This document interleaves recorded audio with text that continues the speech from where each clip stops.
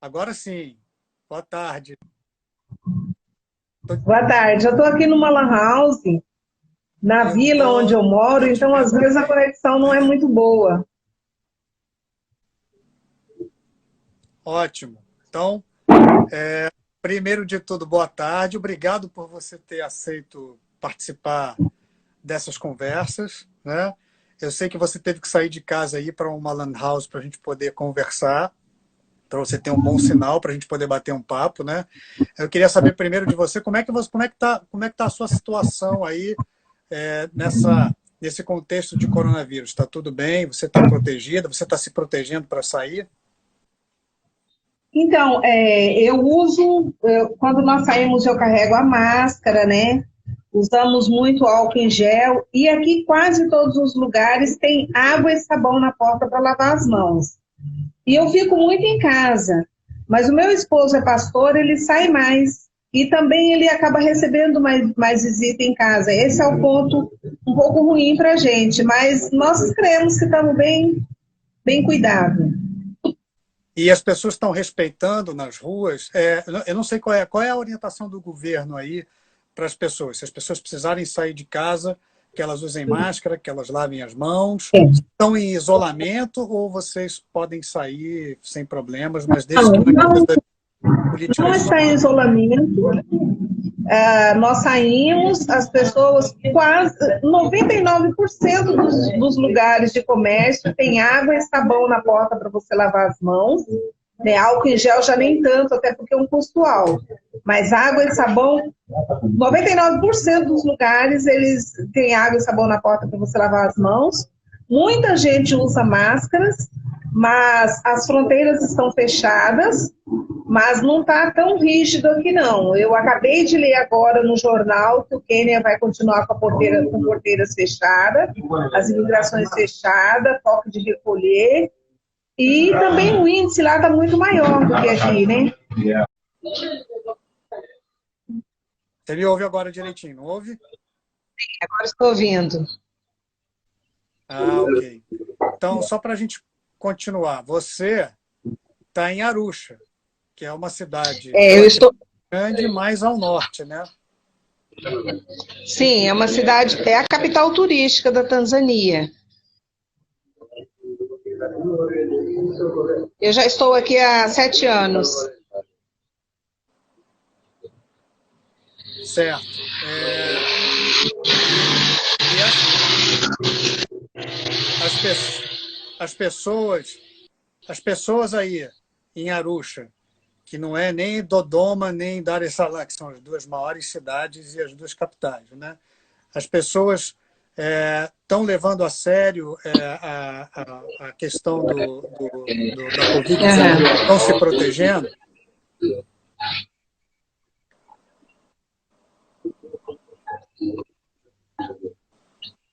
Olha, Alexandre, eu diria que nem tanto. No que diz respeito à higiene com as mãos, eles fazem muito, mas, por exemplo, eu estou aqui numa lan house, nós estamos aqui em 5 pessoas, nenhuma está usando máscara, né? Eu trouxe a máscara e tal, mas quando nós chegamos não havia ninguém usando. Nós estamos numa vila, fora da cidade, né? No centro da cidade as pessoas se preocupam um pouco mais. Oi, Ironi, vamos tentar de novo. Vamos lá. Você está me ouvindo direitinho? Estou te ouvindo. Ótimo. Vou abrir um parênteses aqui para falar, né, para botar no contexto que às vezes a gente entrar em contato com as pessoas que estão em alguns lugares mais para o interior do continente africano é difícil, né? A gente teve a mesma Aqui não é dificuldade quando a gente fácil. conversou com o pessoal do Madagascar, né? Eles estavam no sul da ilha de Madagascar, não estavam nem na capital, e a gente meio que improvisou. A gente conversou com eles, eles ficaram com a imagem congelada, o João e a Ermila. E você está numa lan house, você teve que sair da sua casa e ir para uma lan house para a gente conversar, né? Então, vamos lá. Se por um acaso cair, a gente volta e começa de novo. Vamos, a gente vai conseguir. Eu te perguntei se você acha que o governo está sendo efetivo, né, nas políticas para evitar que a doença se espalhe muito aí e para informar a população sobre o perigo e como as pessoas devem fazer para se proteger.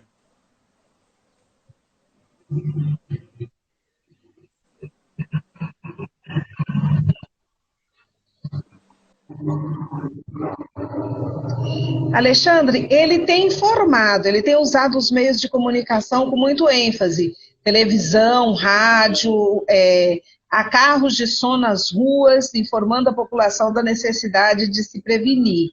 Mas eu não tenho observado que na cidade há um programa muito forte de prevenção, não. Tanto que nem todo mundo usa máscara. Embora o primeiro caso de corona entrou aqui pela minha cidade, em Arusha. Imediatamente o governo fechou as escolas, os alunos retornaram para suas casas, as imigrações foram fechadas, as fronteiras foram fechadas, né? E muita gente não conseguiu sair daqui, mas aqui dentro eu percebo que o controle não tem sido tão rígido, não. Deveria ser mais. E a gente também não tem muita informação da realidade aqui. A gente sabe o que é dito na imprensa, mas o que a gente ouve através de outras pessoas é que há muitos casos, mas nem todos são relatados pelo governo. A crítica que se faz, a gente tem muito pouca informação sobre o continente africano aqui no Brasil, né? Mas a crítica que se faz ao John Magufuli, que é o presidente, é que ele, de certa forma, ele está menosprezando a gravidade da situação. Ele, ao mesmo tempo que ele fechou as escolas, né, e fechou as fronteiras, ele não está combatendo as reuniões. É que ele... Né? Ele não proibiu a reunião de pessoas, porque ele manteve os cultos religiosos aí, né? Permitiu que as pessoas participassem dos cultos religiosos. E a religião é algo muito importante aí, né, no país. Né? Chás, há muito fake news, e eu percebo que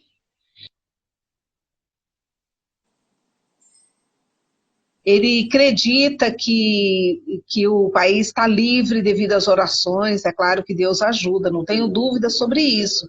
Entretanto, a gente precisa tomar cuidado.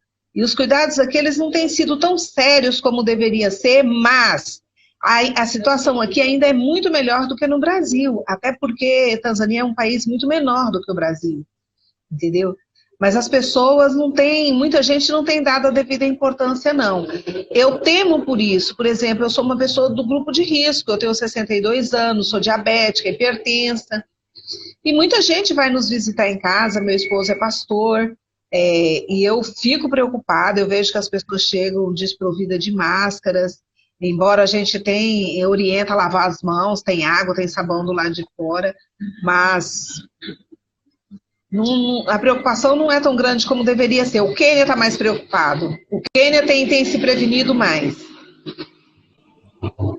O Quênia está logo ao norte de vocês aí. Deixa eu mostrar aqui no mapa onde é que você está. Aqui, ó. Sim, aqui está a Tanzânia. Você está mais ou menos aqui, Irani. A Quênia está pertinho de você. Né? Isso. E, Arusha faz fronteira.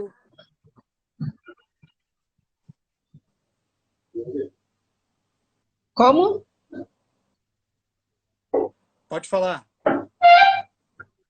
A Arusha faz fronteira com Nairobi. Nós estamos aqui a cerca de 4 horas de viagem de Nairobi. Então, saímos daqui de Arusha, entramos em Namanga, logo depois, Namanga já é a fronteira entre Nairobi e Tanzânia, né? Então, nós estamos muito próximos de lá. Tanto que nós estamos mais próximos de Arusha do que da capital da Tanzânia. Nós aqui buscamos ajuda médica em Nairobi. Nós procuramos médico em Nairobi, muitas coisas precisamos comprar, nós vamos até Nairobi, que é mais próximo. Daqui de onde estou até Dar es Salaam são 12 horas de viagem. E até Nairobi são 4, então nós estamos ao lado. Nairobi, capital do Quênia, né? E é fácil atravessar a fronteira para ir para Do Quênia, né? tá? Sim, sim, sim. Aqui você vai, a imigração é próximo, chega lá, eu digo onde vou, o telefone de onde eu vou ficar, carimbo, pago $50 e entro. Então, os tratamentos médicos que eu faço é em Nairobi, né? E agora já há quase 3 meses a fronteira está fechada, nós não podemos ir, não podemos, não vem ninguém de lá. E o governo do Quênia alega que os casos de Nairobi, os casos de Covid em Nairobi, muitos têm saído daqui. A gente não sabe até que ponto isso é verdade, mas é a alegação do governo. O governo proibiu a entrada de tanzaniano no Quênia. E tem uma questão também, assim, a gente estava falando isso, né? O John Magufuli, esse ano é ano de eleição aí, né? E ele está numa campanha para se reeleger. Foi eleito em 2015, está numa campanha para se reeleger. Ele manteve os cultos das igrejas cristãs e os cultos dos muçulmanos. Manteve essa possibilidade, né? Que é que a gente chama aqui de aglomeração, e a gente está evitando ao máximo a aglomeração. Mas aí o governo não evitou, né? O governo liberou para poder fazer uma boa campanha, né? E ficar bem com os líderes religiosos aí, não foi isso? Aqui nunca fechou. Aqui nunca fechou. Como eu disse para você, o meu esposo é pastor e eu sou missionária. As igrejas aqui nunca fecharam. Os pastores orientam os membros a usarem máscaras. Na nossa igreja, todas as pessoas usam máscaras. As crianças não estão participando dos cultos, já acho que há uns 2 meses. Os adultos usam máscara, na entrada da igreja tem água, tem sabão para lavar as mãos, mas não há o distanciamento exigido pela Organização Mundial de Saúde, não. As pessoas sentam muito próximas e os cultos continuam funcionando. Todas as atividades religiosas de qualquer religião continuam funcionando. As mesquitas estão funcionando, as igrejas, né? Todas estão funcionando. Você, antes da gente falar um pouquinho, você falou que seu marido é pastor, você está aí como missionária. Antes da gente entrar nessa seara, antes da gente conversar sobre isso, me fala um pouquinho, porque você disse que o governo também tem feito um trabalho, que você, na sua opinião, é um trabalho efetivo, né? De combate das fake news aí, da desinformação. De que maneira o governo tem feito isso e quais são as fake news que estão sendo distribuídas aí? Na verdade, o governo não tem combatido as fake news. Não? Há muito fake news saindo por parte do governo, entendeu? Por exemplo, hoje se acredita que o país vizinho aqui, esqueci o nome agora, mas você havia me dito que fez uma matéria com alguém desse país. Madagascar? Exato. Hoje se fala aqui, numa boca só, que em Madagascar o presidente de lá recebeu não sei quantos milhões de dólares para colocar veneno no remédio dos africanos. E que o remédio que é produzido em Madagascar faz efeito e esse remédio é recomendado para as pessoas tomarem. Aqui eu ainda não vi o remédio, mas eu sei que já existe aqui na Tanzânia. Então, as pessoas acreditam nesses fake news. Na minha casa, por exemplo, meu marido acredita piamente que o presidente de Madagascar vai tentar matar a população daqui da África e ele diz que se houver uma vacina, ninguém vai tomar, porque as vacinas são para matar africano. Mas tem um detalhe, Alexandre, a gente sabe que os remédios feitos do primeiro mundo são testados em África. Então, há um ponto que é fake news, outro não. Porque a população africana tem consciência que os remédios são testados aqui só depois que são testados, que são verificados e que é melhorada a qualidade desses medicamentos, é que ele vai para o resto do mundo. Então a África tem sido cobaia. Então eles acreditam nisso, eles acreditam que essas coisas estão acontecendo e que há um complô para disseminar a população africana, né? Mas eu digo para o meu esposo, a gente tem que analisar até onde isso é fake news ou é verdade ou não, né? Aqui se espalha muito sobre remédios naturais. Na minha casa, obrigatoriamente, todos os dias você toma chá de gengibre com limão, com alho, fortíssimo, sabe? Todo mundo toma. Quer dizer, mal não vai fazer. Mas até você acreditar que ele vai curar do Covid, não procede, né? Não procede. É curioso você falar isso, Ironi, porque o Andry Rajoelina, que é o presidente de Madagascar, ele vendeu aí para o governo da Tanzânia, né, litros e litros do tal do chá, que chama Covid orgânico, e que ele diz que, além de prevenir, ainda recupera pessoas que estão com Covid, que estão às portas da morte. A própria Organização Mundial da Saúde já disse que é uma irresponsabilidade o presidente dizer isso, mas vários outros presidentes do continente africano têm embarcado nisso, usando a argumentação de que esse remédio é feito com o conhecimento tradicional e ancestral dos povos africanos. O presidente John Magufuli, que é aí da Tanzânia, que está em campanha de reeleição, importou, né, caixas e caixas desse xarope e está distribuindo para todo mundo, na capital, em Dar es Salaam. Aí, você disse que aí em Arusha esse remédio não chegou, mas as pessoas veem isso realmente como uma cura milagrosa?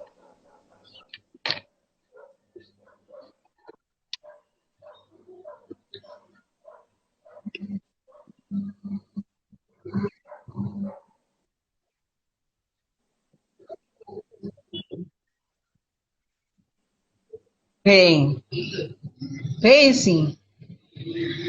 Vem como cura milagrosa, acredita, eu estou falando a partir da minha família, das pessoas com quem eu me relaciono. Olha, Alexandre, a sabedoria ancestral traz muito medicamento bom. Mas eu, pessoalmente, eu falo de mim, eu não acredito que são medicamentos ainda preparados para a cura. Mas, sem dúvida, que a sabedoria milenar, ela tem trazido remédios maravilhosos. Remédios que estão aí no mato. Mas daí, para ser a cura para essa doença, eu realmente temo que não seja um fato verídico. Há muitos cientistas estudando ainda, pesquisando, entendeu? E eu sei que as pessoas, talvez, esses remédios melhorem a imunidade das pessoas, é o que eu digo para o meu esposo. O que nós estamos tomando melhora a imunidade, sem dúvida. Mas a gente precisa mesmo se cuidar e orar para que haja a descoberta de uma vacina, de medicamentos verdadeiramente forte que permita a cura, entendeu? Mas a pessoa não pode deixar o conhecimento milenar, a medicina milenar, de lá, colocá-la à frente de tudo e deixar outros tratamentos ou outras medidas de prevenção, entendeu? Não adianta nada você acreditar que esse remédio vai curar e Você estava falando que você não deve descartar a sabedoria, que é a sabedoria tradicional. Ela é importante. Então, eu disse, Alexandre... Ela precisa estar aliada ao conhecimento científico também, né? Não é isso? Exato. Essa sabedoria milenar... Nós não podemos descartar o conhecimento científico. E a sabedoria milenar, o conhecimento milenar dessa medicina, é importante, eu acredito que ela ajuda muito, entendeu? O conhecimento, por exemplo, desses povos, dos Maasai, que é a tribo com quem eu trabalho, que está lá no meio do mato, nas aldeias, eles dificilmente vêm aos médicos. Somente em casos muito graves eles procuram a medicina secular, né? Mas eles conseguem remédio no mato para cada de cor. Então nós não podemos descartar a sabedoria milenar. Mas daí que ela está nesse ponto de curar um vírus desse nível, é muito grande. Eu realmente acredito. Eu acho que a gente tem que se preocupar muito em se cuidar, se prevenir, entendeu? Principalmente se prevenir com métodos de higiene adequado, mantendo o distanciamento, isolamento é primordial. Deixa eu te perguntar uma coisa, Ironia. Você me falou que o seu marido acredita piamente em algumas fake news, né? E você também me falou que o seu marido é um pastor e ele é um líder, né? Como pastor, ele provavelmente é um líder aí na sociedade, né? Uhum. E ele tem uma responsabilidade de orientar as pessoas. Você também disse que as pessoas vão até a sua casa procurando orientação. Você faz uma intermediação também para evitar que essas fake news sejam passadas adiante. Dentro da sua casa, algumas pessoas até acreditam nessas fake news. Eu converso muito com meu esposo no sentido de que nem tudo que a gente ouve é verdade, entendeu? Olha, a gente verificar, falar que isso é verdade, nós precisamos checar em fontes se de fato é sentido. Mas, Alexandra, aqui é uma cultura muito, muito rígida, muito... Veja bem, eu não estou no meu país.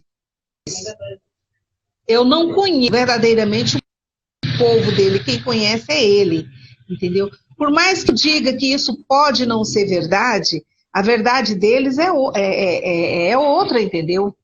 E o que tem que entender é que a população africana já sofreu muito. Como eu disse para você, fato é que os remédios feitos no primeiro mundo são testados em África. Isso é fato.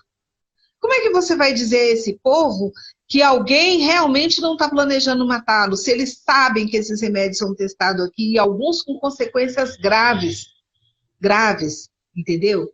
Então, eles têm uma lógica para acreditar nisso que houve. Existe uma lógica nisso. Nós vivemos num continente que foi massacrado, explorado, que é explorado, que é massacrado, entendeu? Então, uma pessoa que apanha, um ser humano que apanha muito, quando alguém levanta a mão, ele acredita que vai apanhar novamente, não é verdade? Então, é mais ou menos isso. Exato, isso que você falou é alguma coisa muito importante e algo que a gente bate mesmo na tecla aqui, né? Sim, essa questão dos testes ilegais de medicamentos, inclusive sem que o povo saiba que está sendo testado, é um dos panos de fundo, se alguém quiser assistir, de um filme chamado Paciente em Inglês, direção do Fernando Meirelles. Eu assisti? Né? Que mostra um pouco essa situação. E há fortes indícios, sim, ainda não há provas de que isso aconteça em vários países, né? E isso sendo feito de maneira sem a anuência do governo, sem a anuência das pessoas e tal. Agora, o importante também é a rede de solidariedade que se constrói num momento como esse, né? Sim, você faz parte de uma rede de solidariedade muito importante. Então, antes da gente começar a falar do seu trabalho efetivo aí, eu queria que você me contasse a saga que foi a sua chegada ao continente africano, né? Conta pra gente, você tinha consciência e noção de que você iria morar na Tanzânia, que você iria se estabelecer na Tanzânia, ou foi um golpe do destino, uma decisão divina, né? Como é que foi a sua chegada e seu estabelecimento aí? Então, Alexandre, como eu falei para você, eu sou funcionária pública, fui papiloscopista da Secretaria de Segurança Pública no estado de Mato Grosso e eu me aposentei em 2013. Mas muito antes disso, eu me converti para o cristianismo. E eu costumo dizer o seguinte, eu recebi uma chamada e eu obedeci. A Paola perguntou o que me levou para a Tanzânia. O que me trouxe para a África, Paola, é que eu recebi um chamado e eu obedeci. O chamado que eu recebi foi o de vir para esta terra para pregar o evangelho. E também para ajudar de alguma forma até então eu não sabia de que se tratava. E eu vim em 2013, eu me aposentei dia 11 de maio de 2013, eu fiz 55 anos, dia 1º de agosto eu vim embora para a África. Eu já tinha estado em 2010 como aluna de missões. Eu fiz pós-graduação em missiologia e como parte do meu estudo, em 2010 eu vim para escrever meu TCC. Então, aí eu retornei para o Brasil, terminei meu tempo no Brasil e vim para o Quênia. Porque no Quênia eu tinha 2 filhos africanos. ao David e o Alfred, que são do Sudão do Sul. Em 2010 eu os conheci no Brasil e eu os mantinha financeiramente aqui na África, na escola ali. E quando eu me aposentei, eu vim para onde estavam os meus filhos. Vim para o Quênia. Ainda no Brasil, eu comprei imóveis para abrir uma organização no Quênia, entrei em contato com um missionário local, um tanzaniano, para que ele intermediasse a compra dos bens, me orientasse, e seria também a pessoa com quem que faria meu documento. E nós viemos. Alugamos casa em Nairobi, estabeleci com a minha filha, com os outros 2 filhos africanos. E naquele ano aconteceu o atentado terrorista no Westgate. E fazia 6 meses que eu estava em Nairobi. Então eu tive que sair do Quênia para poder carimbar meu visto e voltar. Eu fui à imigração, eles disseram para mim, você vai na Tanzânia, vai até lá perto do Kilimanjaro, olha o Kilimanjaro e volta para trás. E eu e minha filha viemos. Minha filha pequena, com acho que 8 anos, 7, 8 anos, uma mochilinha nas costas. Eu fui servir numa organização brasileira aqui na Tanzânia, de pastores brasileiros, e eu passei 13 dias com eles, ensinando a confeccionar a bolsa e tal.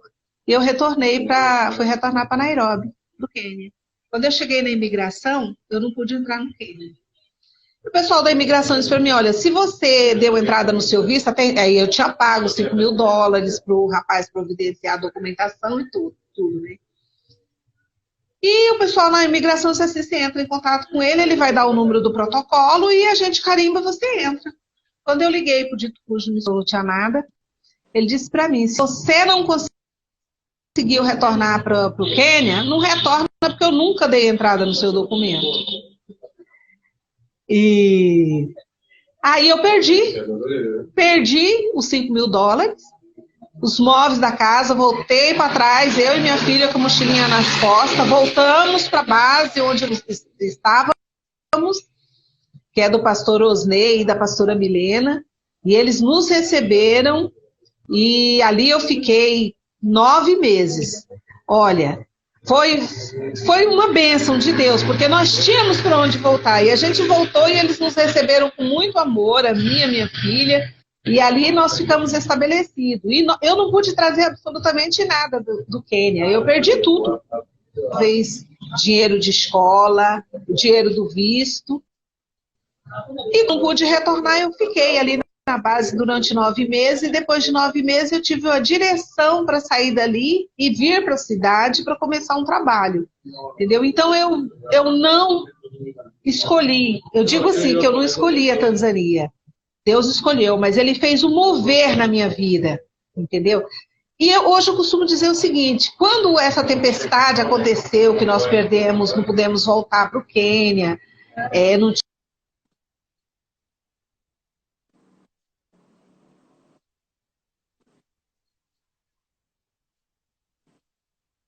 as coisas, colocar as coisas no lugar.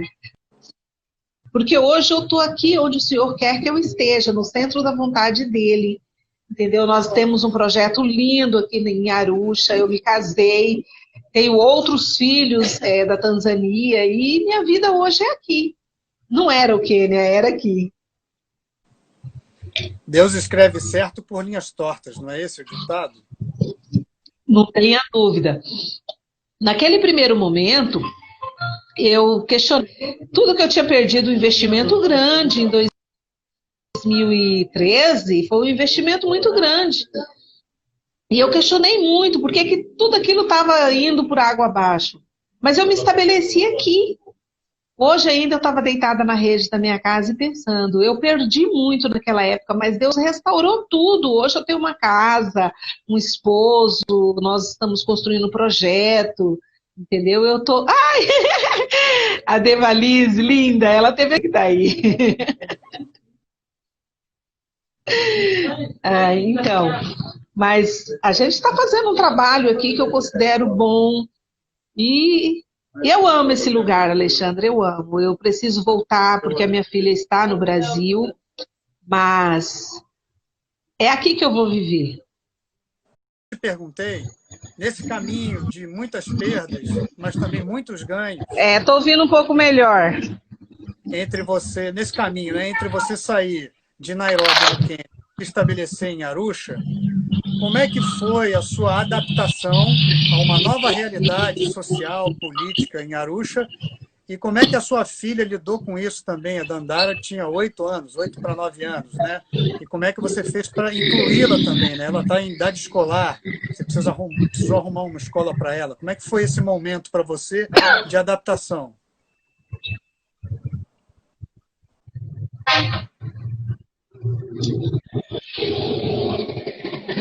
Então, Alexandre, Nairobi é uma metrópole. É muito diferente de Arusha. Arusha é uma cidade... Por exemplo, quando eu cheguei aqui, eu vim de uma capital em que você tinha mais liberdade para se vestir. E quando eu cheguei em Arusha, nós fomos parar numa região em que mulheres não usam calça comprida, não usavam calça comprida, não podia pintar unhas de cores fortes, usar maquiagem forte. Eu fui morar numa vila. Hoje eu estou numa vila também, mas já é um pouco diferente do que quando eu cheguei aqui, entendeu? E a minha filha, ela teve uma adaptação fácil. A Dandara, ela simultaneamente aprendeu as duas línguas aqui, o inglês e o Kiswahili. E a minha filha se deu muito bem aqui até um certo momento, por exemplo. Eu digo assim, que a gente não teve grande dificuldade de adaptação. Eu vim com o coração aberto para o que pudesse acontecer aqui, para mudança de vida, de estilo de vida, porque no Brasil eu tinha uma qualidade de vida muito melhor, entendeu? Mas eu havia escolhido viver aqui. Agora, para minha filha, ela começou a enfrentar dificuldade na adolescência. A minha filha foi estudar numa escola interna, ela sofreu bullying, porque, veja bem, eu sou negra. Para a realidade do Brasil, para a minha realidade, eu sou negra. Mas em se tratando de África, quando eu estou sem esse pano na cabeça, eu não sou considerada negra.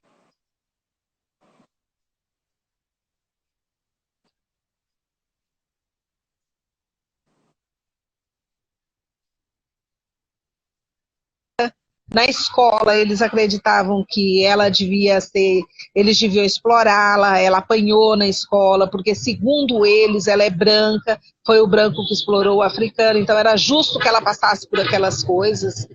E no final, eu saí daqui em 2018 com a minha filha doente. Ela teve depressão, síndrome do pânico. A minha filha até hoje está em tratamento no Brasil, hoje ela tem 15 anos, entendeu? Mas a minha filha amava viver aqui, ela deixou de amar a partir do momento que ela começou a lidar com essas situações. E ela sofreu muito, entende? Então, é conflitante, por exemplo, porque no Brasil nós somos negras, a gente lida com racismo no Brasil. E quando a gente chega aqui a gente não é considerada negra. Entendeu? É muito diferente. Eu, agora, do jeito que eu tô, se eu não abrir a minha boca, eu passo por local, por africano. Mas se eu tirar o pano do cabelo, que eles veem que o cabelo é ondulado, é mais para liso do que para crespo, então eles dizem que eu não sou negra. Entendeu? Então eles me chamam de branca, de musunga.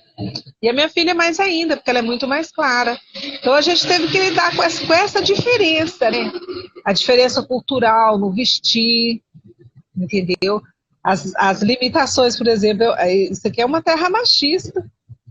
Muitas pessoas tinham que lidar com o fato de falar comigo, eu nunca aprendi o inglês. Então a minha filha participava de reuniões com homens, com pessoas adultas, e ela tinha que traduzir para mim do inglês para o português, ou do Kiswahili para o português. E para eles era muito difícil ouvir duas mulheres, sendo que uma dessas mulheres é criança. Então a mulher ela não é valorizada aqui, entendeu? Ela não tem importância. E uma criança menos ainda, mas eles tinham que nos ouvir. Essa diferença cultural ela é muito, muito gritante, sabe? Eu costumo dizer o seguinte, que a mulher no mundo não tem muito valor, mas aqui ela tem menos ainda, entendeu? Essa questão é tão forte que, para você ter uma ideia, um casal, quando tem filhos e filhas, a herança é dividida entre os filhos. Filha não herda. Então você costuma ver mulheres que vêm de famílias que tinham alguma coisa, poderia ter dado a ela uma casa, um conforto, algo melhor, tá na rua vendendo banana, porque ela casou, o marido foi embora, o marido arrumou outra mulher, o marido morreu, e ela ficou na miséria, entendeu? Porque a filha não tem direito à herança, a herança, quem tem direito são os filhos. Nossa, Iloni, você falou tantas coisas importantes nessa sua fala agora, e eu queria dividir por partes, para a gente conversar um pouquinho mais sobre esses assuntos que você acabou de falar, né? Você falou que sua filha sofreu bullying e sofreu racismo porque aí ela é considerada branca. Que disse que ela ficou doente, inclusive com depressão, e aí você precisou trazê-la para cá, para o Brasil, que atualmente está vivendo um momento também de questionamento de questões raciais, tal qual nos Estados Unidos, né? Muito fortes também. Há um questionamento muito grande, há uma reação, né, da comunidade dos movimentos negros muito fortes aqui contra o assassinato e a matança de jovens, né, negros de comunidades e tal. Então, a gente sequer imaginava que vocês fossem passar por essa situação aí, né? Ela saiu daí onde vocês sofreram, ela sofreu, né, um racismo por ser considerada branca, e vem para cá onde essas discussões sobre o racismo estão muito acirradas aqui no Brasil, né? Sim, você também, como é que está a sua filha hoje? Primeira pergunta. E como é que você lidou com isso? Como é que você lidou também com essa decisão de tirar sua filha daí e trazer sua filha para cá, para o Brasil? A minha filha hoje, ela continua em tratamento. Ela continua em tratamento. Eu vim para cá em fevereiro. Foi muito difícil para mim deixar a minha filha aí no Brasil, mas eu precisava voltar, porque nós temos um projeto, eu sou casada, tenho outros filhos, e eu estou voltando para o Brasil agora. Então, até a Dandara fazer 18 anos, eu vou ficar entre lá e cá. E quando nós chegamos no Brasil, Alexandre, foi muito difícil para mim explicar para minha filha, ainda difícil explicar para minha filha, que como negra, há muita coisa que ela tem que se policiar. Por exemplo, a minha filha ama esses casacos que tem capuz. Como que chama. Exato, um capuz. Ela ama. E eu tinha sempre que dizer a ela que nunca, quando fosse às lojas, ao shopping, ao supermercado, jamais colocasse aquele capuz na cabeça. Ela dizia, mamãe, mas por quê? Minha filha, porque as pessoas podem entender que ou você está roubando, ou você é um bandido, ou qualquer coisa. Filha, dentro do shopping, não corra. Ela é adolescente gosta de brincar, correr. Nunca corra, porque de repente você vai levar um tiro pelas costas, porque estão pensando.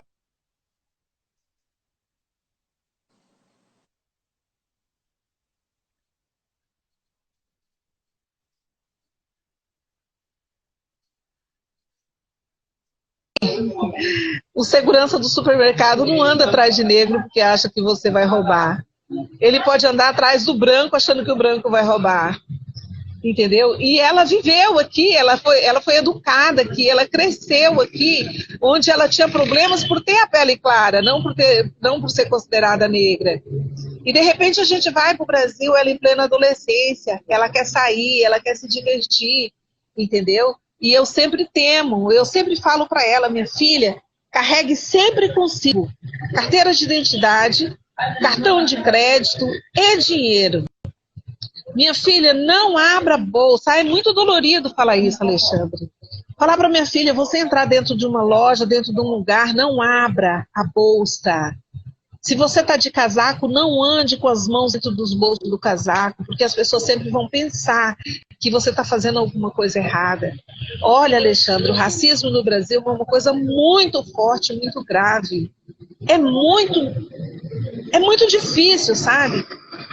E a Dandara, como ela não conviveu com essa rejeição por ter a pele negra, ela não sabe se proteger, ela não sabe se defender. Então eu sempre tenho essa preocupação com ela, de onde ela vai, com quem ela vai, como ela vai andar, como ela vai se portar. Imagina você dizer para uma criança que ela não deve entrar num shopping, numa loja, correr. Entendeu? Olha, eu vou dizer uma coisa para você. Nós estávamos no Brasil, nós entramos numa loja para comprar produtos de beleza. E ela pegou uma coisa e foi até a mim. E atrás dela vinha o gerente da loja. Então eu virei, olhei para ele seriamente e falei, algum problema? Ele disse não. Aí a minha filha virou para mim e falou, mamãe, estranho, desde a hora que eu encostei aqui, que esse homem está me seguindo. Aconteceu alguma coisa? Eu falei, filha, ele acha que você vai roubar. Por isso eu digo para você, quando entrar numa loja, pega um cestinho e tudo que você escolher, coloca no cesto. Porque o pensamento dele foi esse. E ela pergunta para mim, como é que a senhora sabe? Eu digo, porque eu sou negra e sou criada nesse mundo aqui. Mas ela não conviveu, ela saiu de lá muito criança, ela não consegue perceber essas coisas. Maldito país em que você precisa ter que explicar isso para sua filha, né? E que você precisa explicar isso, sim. Isso fala muito sobre a nossa incapacidade como ser humano e como sociedade aqui, né, de sermos mais igualitários, de sermos mais justos, né? Isso mostra também o quanto o racismo estrutural está encruado aqui, né, na nossa sociedade, né? Porque ela foi criada de uma outra maneira aí e você precisou sentar com ela e explicar absolutamente tudo. E Alexandre? Né? Isso é muito cruel para uma mãe ter que precisar explicar isso para ela poder se comportar aqui no Brasil. Né? Isso me lembra, sabe o quê? Isso me lembra muito um vídeo gravado pelo Edu Carvalho, meu afilhado, pelo Espartaco Santiago Peladei Cunha, na época em que a gente teve uma intervenção aqui das forças de segurança aqui no Rio de Janeiro, e que eles explicavam, olha, se você for negro, assim, não ande com a mão no bolso, não ande com um casaco, com um capuz, ande sempre com o seu documento de identidade, etc. e tal. Assim, e eu me sinto envergonhado e sinto que a gente meio que entrou numa certa falência social, ao ponto de você, por exemplo, mãe, né, a sua filha sendo criada aí e vindo para morar aqui no Brasil, você precisa parar para explicar isso para ela, né, para orientá-la. Agora, Alexandre, eu estou 7 anos fora do Brasil. Sabe o que eu observei? As coisas ficaram piores. Elas ficaram muito piores, sabe? Havia um racismo, digamos que enrustido. Eu militei no movimento negro. Eu presidi na minha cidade o grupo de União e Consciência Negra. Então a gente vem lutando com essa questão de racismo há muito tempo. Mas eu digo para você que as coisas pioraram drasticamente. Quem está dentro do Brasil percebe essa diferença. Mas para nós que vivemos fora do Brasil, quando a gente retorna, você tem um impacto muito forte. A realidade hoje, ela está 1000 vezes pior. Parece, a sensação que eu tenho é que antigamente as pessoas tinham pelo menos um pouco de receio de se expor. De expor o racismo, a xenofobia, de expor seus preconceitos, sabe? Hoje não, hoje elas estão livres. Você vê na rede social, elas agridem as pessoas com muita facilidade, entendeu? Hoje elas estão se sentindo... Hoje elas estão no lugar onde elas gostariam de estar. Elas têm um respaldo político, para serem aquilo que sempre foram. Quem hoje você vê que é racista, não é que ele se tornou agora, não. Ele sempre foi, ele só ocultava. Então hoje, de acordo com a situação política que o Brasil está vivendo, ele se sente livre para colocar seus demônios para fora. Entendeu? E pobre de nós. Exatamente. Sim, é exatamente isso. Sim. Essas pessoas que antes se escondiam, que se envergonhavam do que pensavam, agora não se envergonham mais, porque encontram respaldo não. em altas esferas políticas aqui no Brasil. Isso é muito Exatamente. Eles não têm pudor, eles não têm vergonha de expor seus monstros, não, sabe? Hoje eu ainda conversava com um dos meus filhos. Eu tenho um filho do Sudão que o sonho dele é ir para o Brasil. O meu filho é azul de negro. Eu falo para ele, não vou deixar. A minha filha quer muito que ele vá, porque ela está sozinha aí. E ela, se o irmão dela estiver junto, vai ser muito melhor. Mas todas as vezes que eu penso em levar meu filho para o Brasil, eu sempre sinto uma bala nas costas dele. Se a Dandara, que é muito mais clara, de cabelos ondulados, lida com racismo, imagina meu filho muito negro, com sotaque diferente, ele vai lidar com racismo, com xenofobia, com tudo o que você pensar. E eu sempre falo para ele, meu filho, todas as vezes que você fala que quer ir para o Brasil, minhas costas, eu sinto dor, porque eu tenho a sensação que você vai levar um tiro nas costas, porque no Brasil se mata negro pelas costas, entendeu? Exato. É no extremo ato de covardia, pelas costas. Vamos voltar para esse assunto que é muito importante, que você estava conversando conosco, que é Estou te ouvindo bem. Essa realidade, a realidade invertida, né? Você está num lugar onde não há preconceito, obviamente, para pessoas negras. Você está no continente africano, mas sua filha sofreu preconceito porque a sua filha tem uma pele muito clara. Você precisa explicar a ela, quando ela veio aqui para o Brasil, que tipo de preconceito também ela iria enfrentar ao chegar ao Brasil. E o seu filho, que é um filho sul-sudanês, um dos seus filhos aí, que quer vir para o Brasil, você também precisa fazer agora o mesmo exercício que explicar para ele que você não gostaria que ele viesse para o Brasil porque você teme pela segurança dele, né? Isso é uma situação para uma mãe que a gente não consegue nem imaginar, né? Esse tipo de encruzilhada. Eu tenho...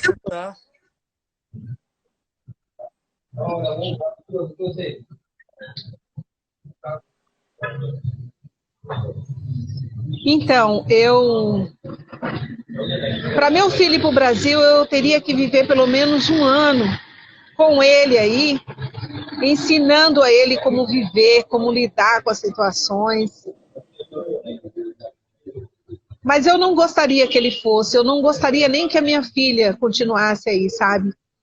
Tá para além da minha vontade. Ela vai continuar aí, porque hoje ela tomou aversão pela África. E meu filho é o sonho dele, ele, sabe, ele gostaria de estudar, ele já teve aí em 2010. Mas eu acho muito difícil que ele... Eu teria que ficar aí um tempo com ele para ensiná-lo, sabe? Mas mesmo assim eu não teria paz, não nesse momento. O Brasil está vivendo um momento muito difícil e que ainda vai demorar muito para mudar, sabe? Então, eu acho complicado. Você teve com seu marido aqui antes, e você teve no ano passado também. Por favor, repete a pergunta. Você precisou dar para o seu marido, seu filho que te acompanhou aqui, a respeito dessas diferenças sobre o racismo? Meu marido esteve no ano passado. Ele esteve no ano passado.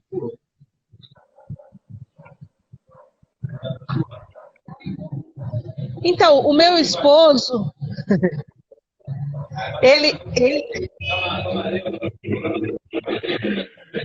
algumas coisas chocaram o meu esposo muito. Olha, por exemplo, a gravidez aqui é algo que a mulher esconde. Ela esconde o máximo que puder, não é algo tão visível. Então, houve um fato assim, muito curioso. Eu e meu esposo fomos no supermercado e quando meu esposo olhou do lado, havia uma moça grávida.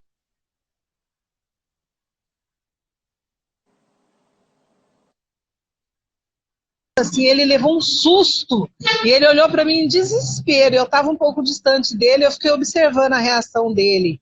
Ele saiu de perto da moça assim, imediatamente, ele se apavorou, sabe? Quando ele olhou para o rosto da mulher e olhou para a barriga e viu a barriga dela de fora, ele entrou em pânico, sabe?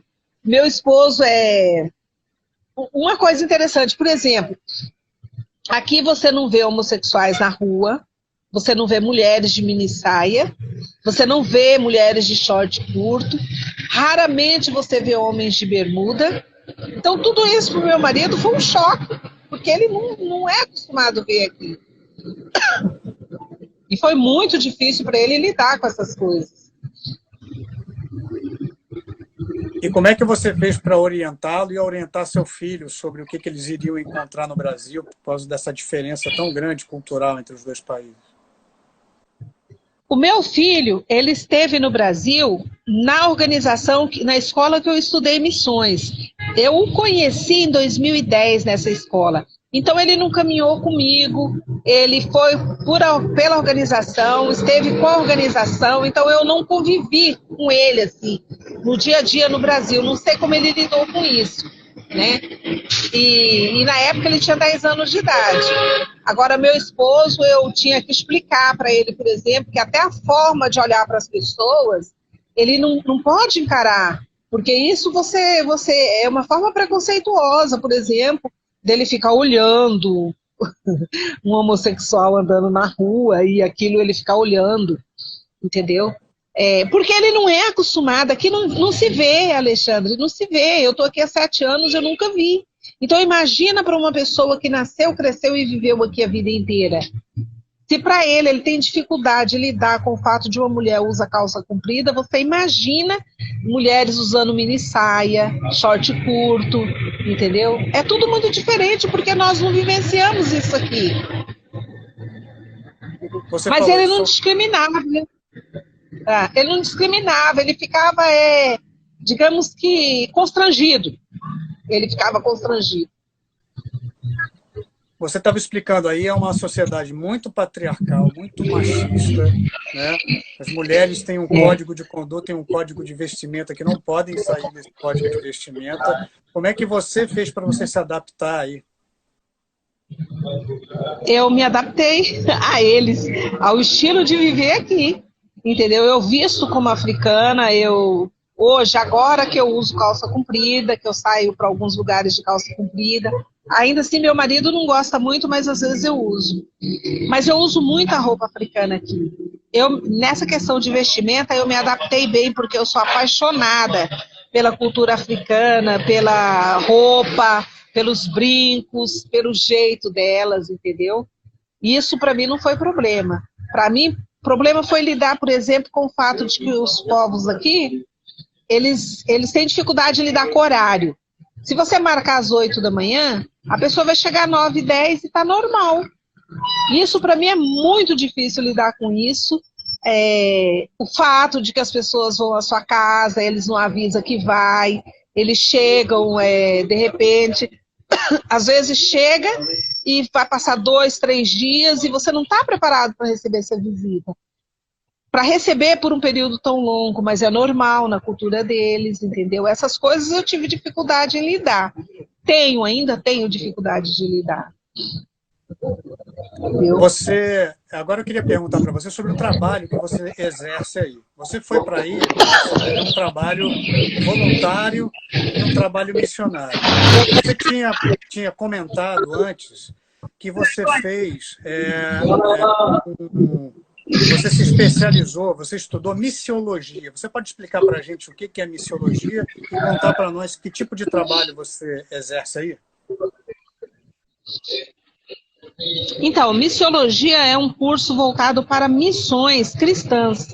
Como eu disse para você, eu sou evangélica. Então, eu antes havia feito faculdade de História também. Então, missiologia é um curso que você vai aprender a trabalhar com os povos. No meu caso, é transcultural.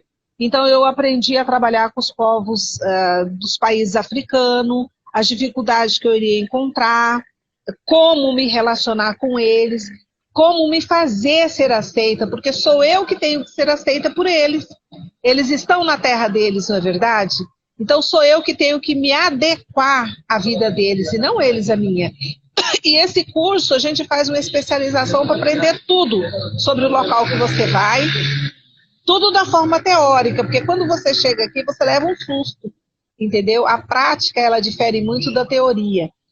E aí, esse treinamento eu fiz na Missão Cristã Mundial, em 2010, terminei em 2010, e durante esse período você faz o curso teórico, e depois você vem para o campo missionário por um período, para fazer o prático, né? Aí eu me formei no começo de 2011 eu me formei. E hoje, o nosso trabalho aqui, ele tem 3 eixos. Os 3 eixos do seu trabalho aí. Qual é o trabalho que você está fazendo aí? Você pode voltar e explicar para a gente de novo? Sobre a organização.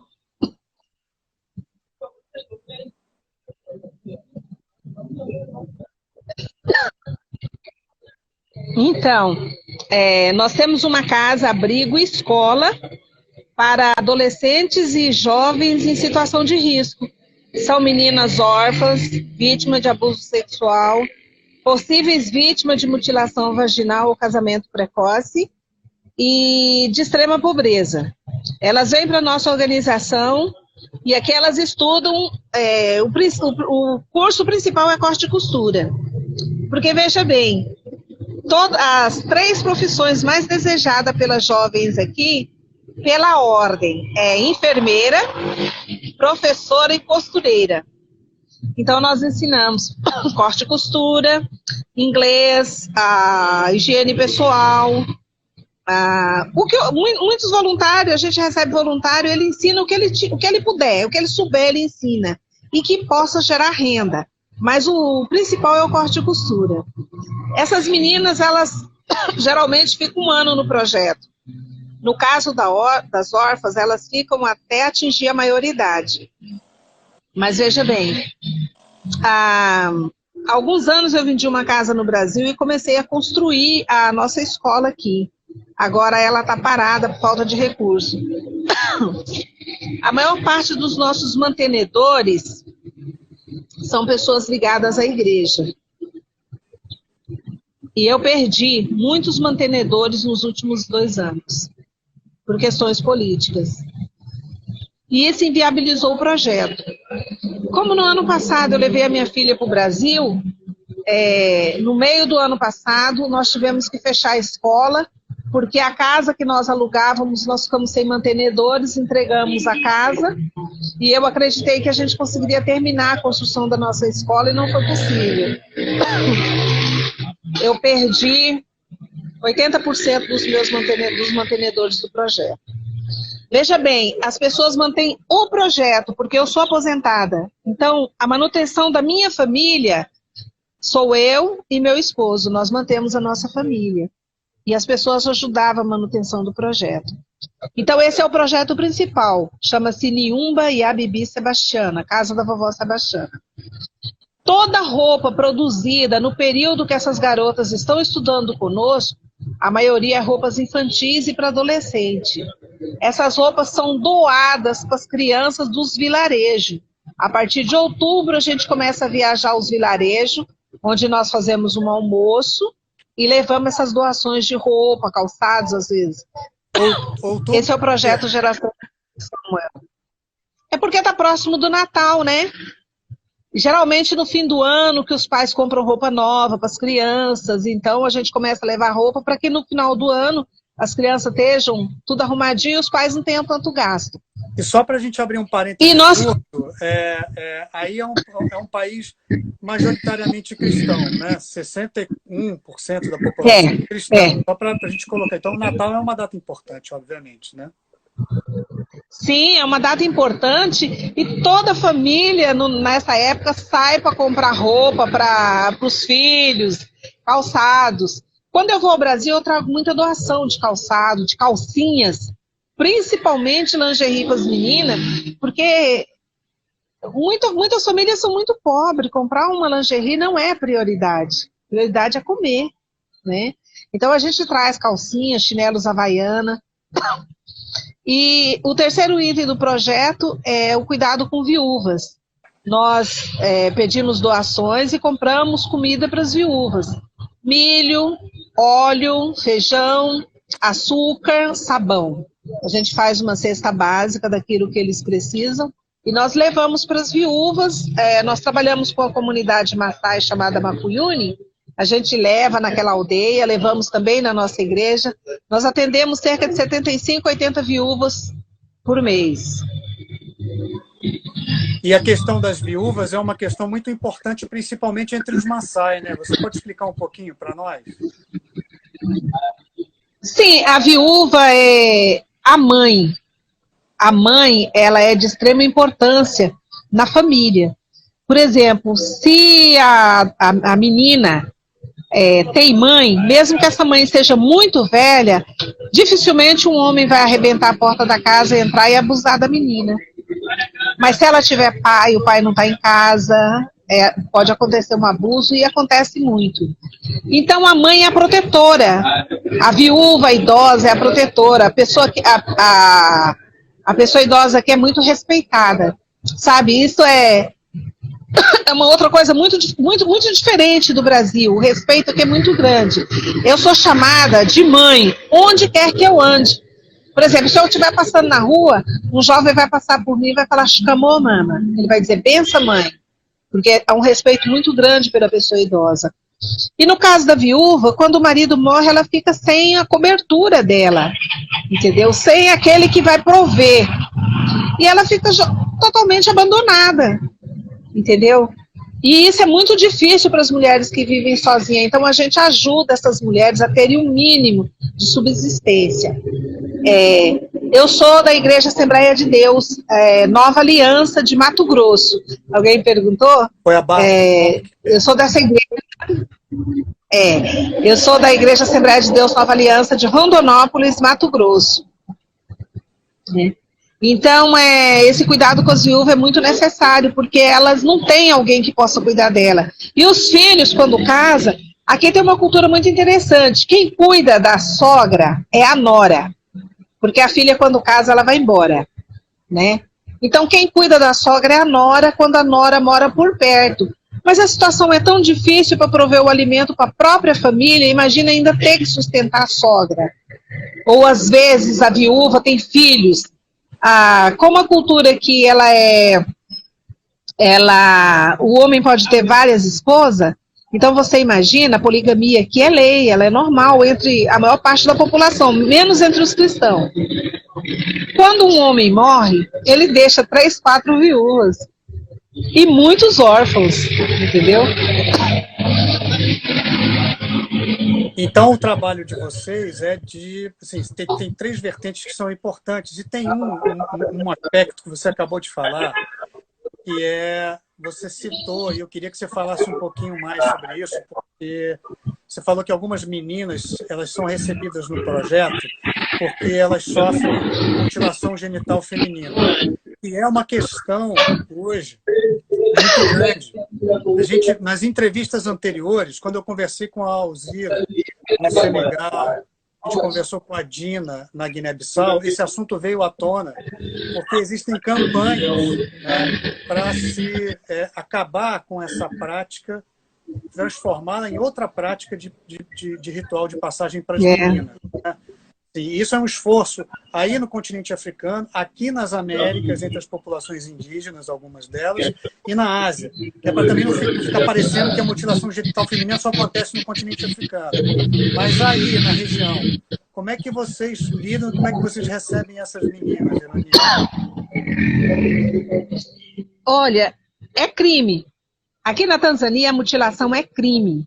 Ela acontece nas vilas mais distantes e longe das autoridades. Quando você fica sabendo que provavelmente vai acontecer, ou já aconteceu, entendeu? E as famílias entendem isso como uma forma de pureza. Você sabe que o casamento aqui, meu marido diz assim, e meu marido é contra essa cultura do dote. A menina é literalmente vendida, ela é trocada por gado, por cabrito, por açúcar, por refrigerante. E quando ela é circuncidada, o valor dela é maior, entendeu? Quando a pele dela é mais clara, o valor dela é maior. Quando ela estudou mais, o valor dela é maior.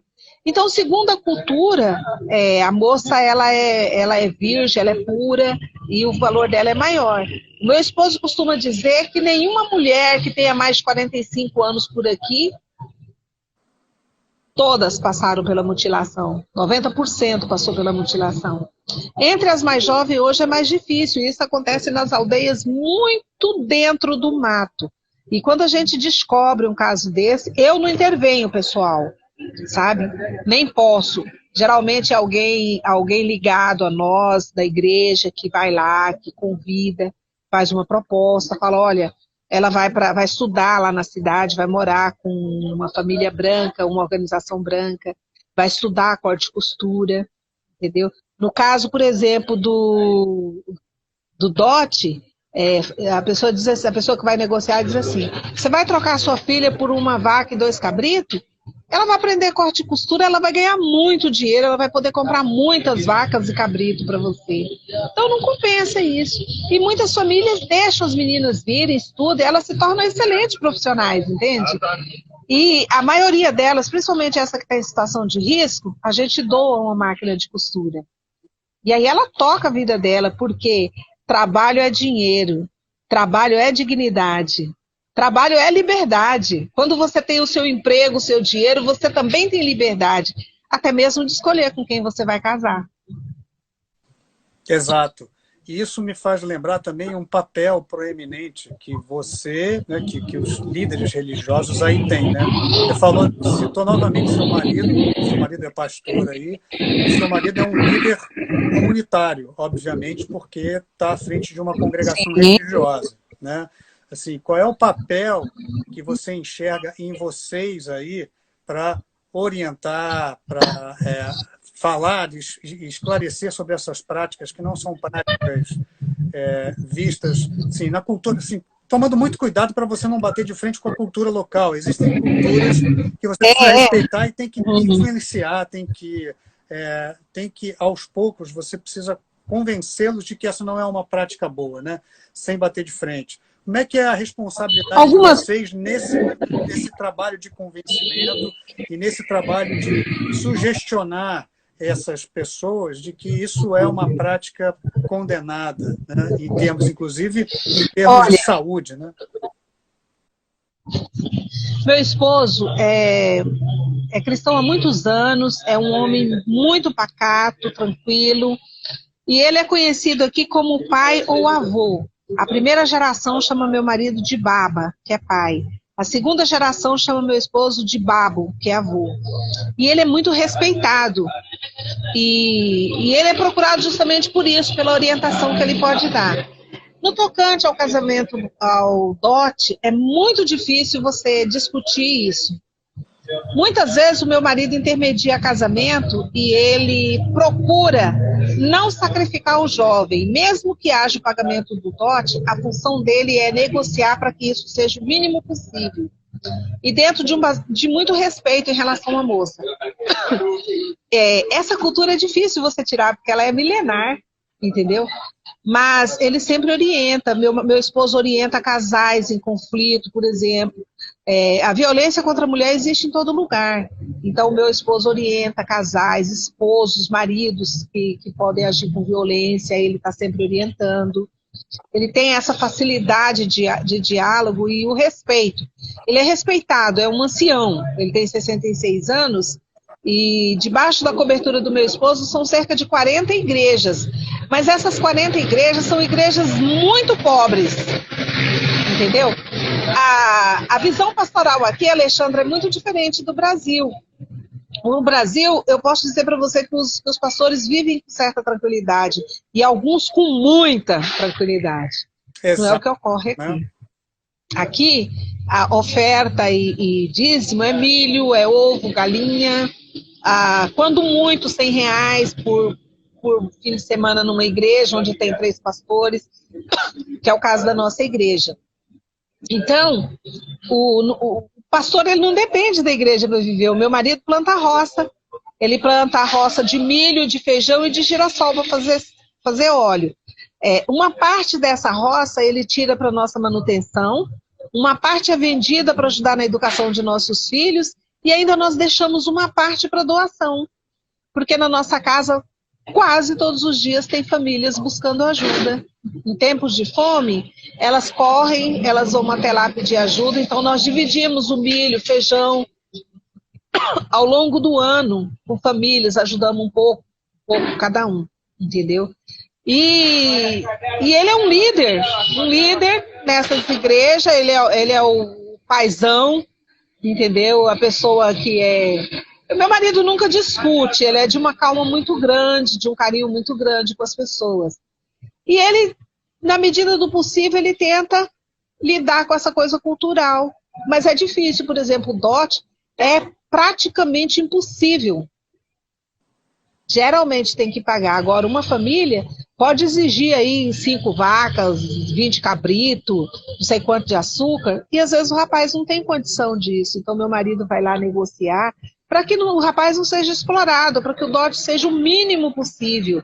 E que esse rapaz entenda que ele não está comprando uma moça, porque o meu esposo diz assim, que o dote faz com que o homem acredite que ele está comprando a mulher, então ele tem o direito de fazer o que quiser, inclusive bater. Meu marido é totalmente contra o dote, mas isso é algo que você não tem como eliminar, é cultural, entendeu? E você precisa usar essa cultura e transformando por dentro, né? Que também faz parte do respeito que você precisa ter com a cultura do outro. Você acabou de falar isso, Sim, né? Você fez o seu curso de missiologia e a sua formação em missiologia, né? Pelo que você explicou, fala justamente sobre isso, né? Você precisa entender a cultura do outro e não querer impor os seus valores. Existe uma cultura má que ela precisa ser extirpada. A cultura da mutilação vaginal, ela é horrível. Ela tem que ser confrontada, ela tem que ser extirpada, entendeu? Não tem discussão, isso não tem meio termo. Se o dote tem meio termo, de você chegar a um ponto em que o jovem não seja explorado e que agrade ambas as famílias, é possível. Agora, a mutilação não, ela não tem discussão, ela tem que ser extirpada, porque ela é um mal, ela não tem, eu acho que de todos os abusos que a mulher sofre, esse é o pior dos abusos. Depois disso, somente o assassinato pelos seus maridos, porque você imagina cortar, nossa, me faz mal só de pensar, cortar os órgãos genitais de uma criança, de uma adolescente, costurar, sabe? Costurar sem anestesia, impedir a mulher de ter prazer. O prazer sexual, ele é descrito na Bíblia, em Cantares de Salomão. Salomão canta o prazer que ele tem em estar com a esposa dele, entendeu? Isso é antibíblico impedir isso. Entendeu? A mulher, o ser humano, ele tem o prazer, a mulher, ela tem o prazer de estar com o marido dela e vice-versa. Então, para mim, de todos os abusos que a mulher sofre, esse aí é o pior de todos eles. Você imagina? Tira da mulher o direito de ser mulher. Tira dela o direito de ser mulher e coloca a vida dela em risco. Muitas mulheres morrem no parto porque não conseguem parir um filho. A vagina não abre para parir um filho. Então, essa é uma cultura maligna, ela tem que ser combatida com todas as forças. Até com prisão dos envolvidos, ela tem que ser denunciada mesmo. E vocês recebem algumas coisas que sofrem esse tipo de abuso, né? Sofrem esse tipo de mutilação?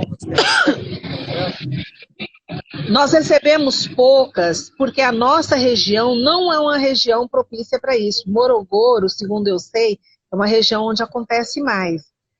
Nós recebemos algumas meninas que poderiam passar pela mutilação, e nós soubemos antes e recebemos.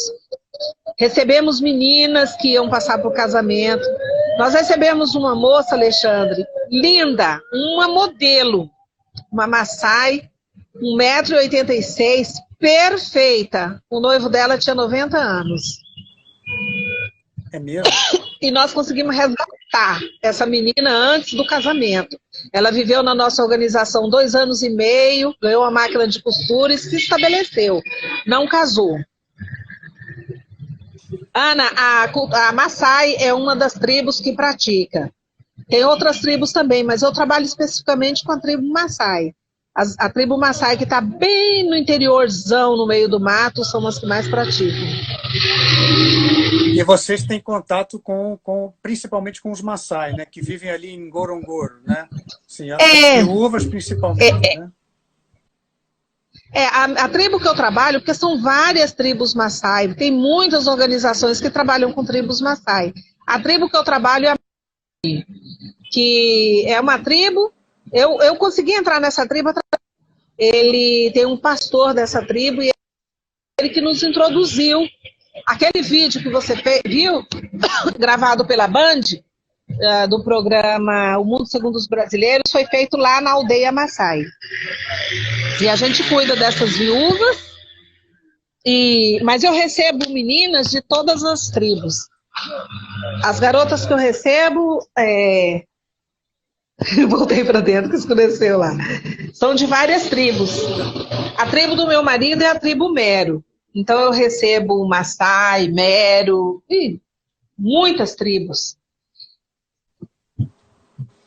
Eu vou te fazer uma pergunta agora, Ironi, que é o seguinte: você é de uma congregação evangélica. Você foi para aí para fazer um trabalho missionário, um trabalho voluntário. Uma das grandes críticas que se faz a alguns trabalhos missionários, eu não digo que seja o seu, tá? Mas as críticas que se fazem, né, uma crítica muito forte que se faz, inclusive alguns governos, como o de Moçambique, de Angola, Nigéria e até de Guiné-Bissau, fazem crítica que algumas congregações evangélicas e missionárias vão para fazer um trabalho que acaba sendo um trabalho temporário, né, superficial, e com o único objetivo de fazer um proselitismo religioso. Você encontrou muito disso aí? E outra pergunta assim, embutida nessa, né? Para que qual é a relação que você vê aí entre o trabalho voluntário e a congregação religiosa a que essa pessoa pertence? Para receber algum tipo de ajuda, precisa estar ligado a alguma congregação religiosa ou não necessariamente? No nosso caso, não. Eu recebo, veja bem, o meu foco é a evangelização, entendeu? Mas eu entendo que você jamais pode falar de Jesus para quem tem fome. Quem tem fome não está preparado para ouvir nada, a não ser que ele quer matar a fome, que você vai dar comida a ele. Mas o dar a comida somente, a meu ver, não é suficiente. Por isso que nós trabalhamos com capacitação, entendeu? Porque você... Ontem eu falava com uma menina que tem pensado um projeto para ajudar a nossa organização. E ela disse assim, ela falou alguma coisa sobre liberdade para os Maasai. Eu falei assim, mas você quer dar liberdade dando comida? Não. A comida, ela oprime, porque ela obriga a pessoa a se submeter por causa da fome. Para receber a comida, ela se submete a qualquer coisa. Não, se você quer dar liberdade, capacite, dê à pessoa uma profissão, porque tendo ela uma profissão, ela vai ter acesso ao dinheiro, aos meios de sobreviver, entendeu? Quando você dá uma cesta básica somente para uma pessoa, você a escraviza. Você a submete ao seu querer. As viúvas, por serem idosas, elas não têm muita condição de aprender uma profissão. Então, nós ajudamos.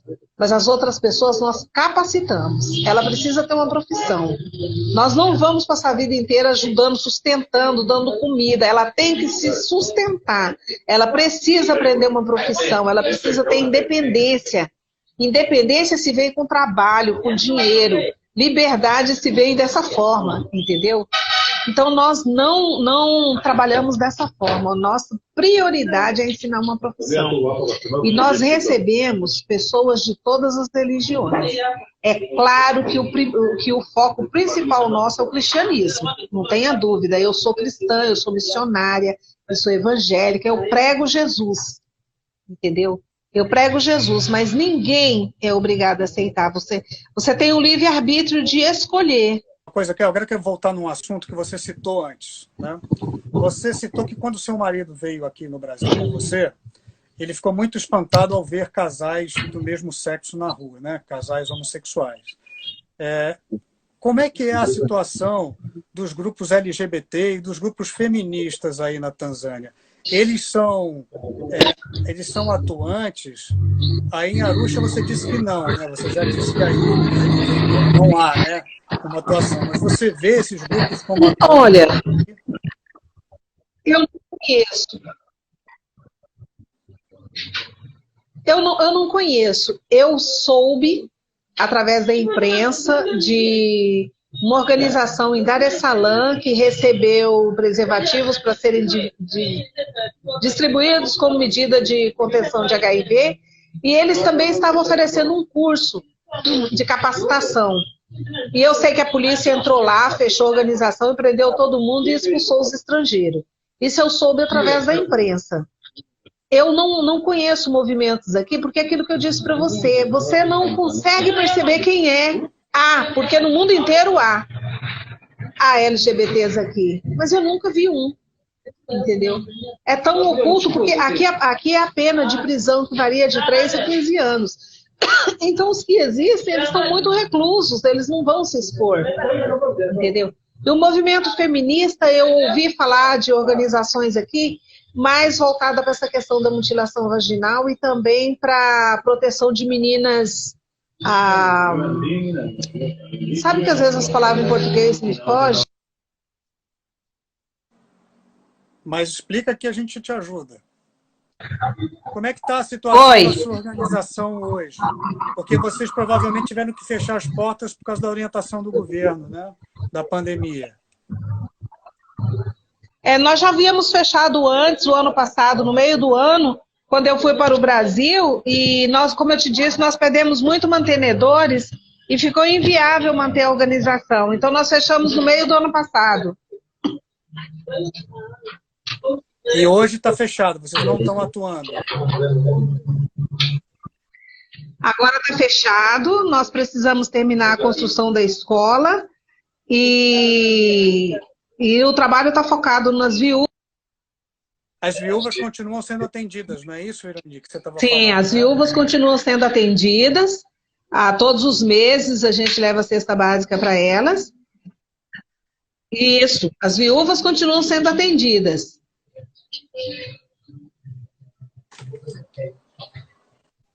E como é que faz para alguém que quiser ajudar a sua organização, como é que faz?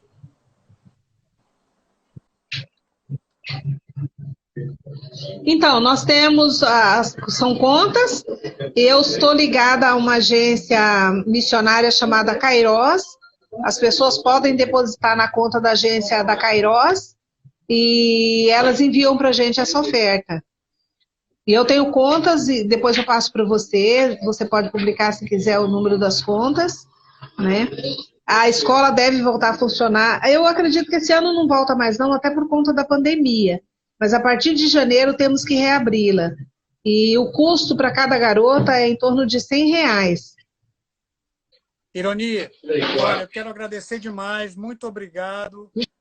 A gente teve uns percalços. Alexandre, muito obrigado. Nossa conversa foi muito boa, eu quero te agradecer Obrigada demais. A você pela oportunidade de falar um pouco sobre o nosso projeto, sobre a terra que escolhi para viver.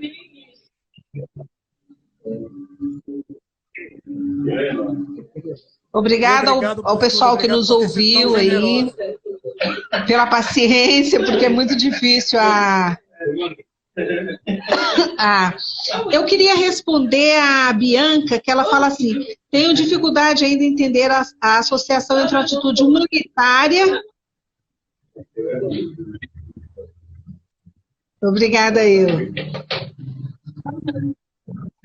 Vocês que foram por nos ouvir, por divulgar, porque eu tenho certeza que muita gente...